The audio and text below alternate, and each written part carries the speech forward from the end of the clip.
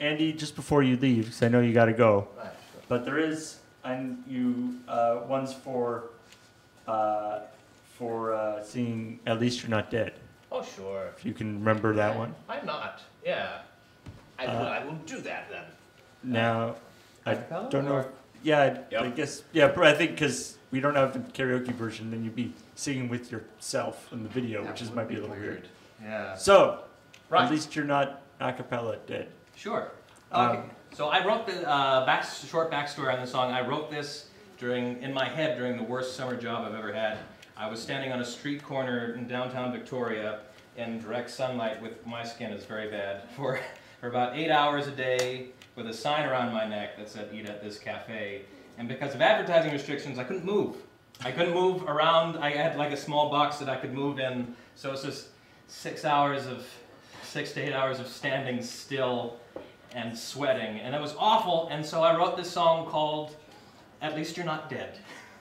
and I'll try to remember it.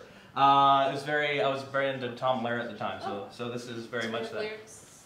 Oh, there are lyrics. Oh, good. And there's my awkward 17-year-old face, immortalized on the internet. It looks so different. Looks very much like your awkward current age face. Yep. All right. And I think I rewrote some lyrics. Well, I'm not much fun for drinking, and I'll tell you rightly why. I drank myself unconscious on the last 1st of July. It's Canada Day.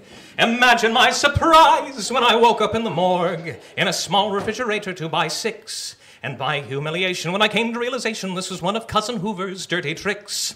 Hungover and depressed, I finally came to a decision about my current state of shock. I'd consult my new mortician. Piano. At least you're not dead. That's what my coroner said. Keep your feet on the ground and your heart safe and sound with your neck firmly glued to your head. At least you're not croaked and had your life license revoked. That's a stretch, I know. Did your cousin Hoover the Heimlich maneuver and make sure you don't end up choked? Well, I knew a hypochondriac named Beth who found she was a trifle short of breath. She thought that she was sick, so she hurried double quick to the doctor with a classic case of death. Said the doctor, "You're asthmatic, and that's nothing short of tragic, but it's hardly rigor mortis, and a problem of this sort is nothing but a crimson herring to the issue that is bearing down upon your disillusioned little mind. There's more to life than death, you'll find. Would you rather be a cadaver in a custom-tailored box than be breathing and believing you're as healthy as an ox? Well, at least you're not dead. Everybody, that's what my coroner said.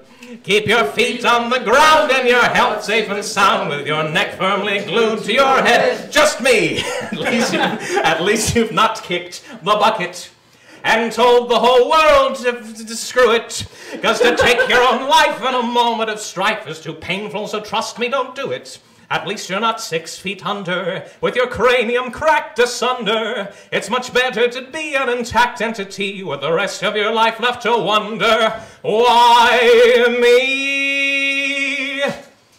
So I saw that life was not as bad as being put on ice. I undertook my undertaker's good advice.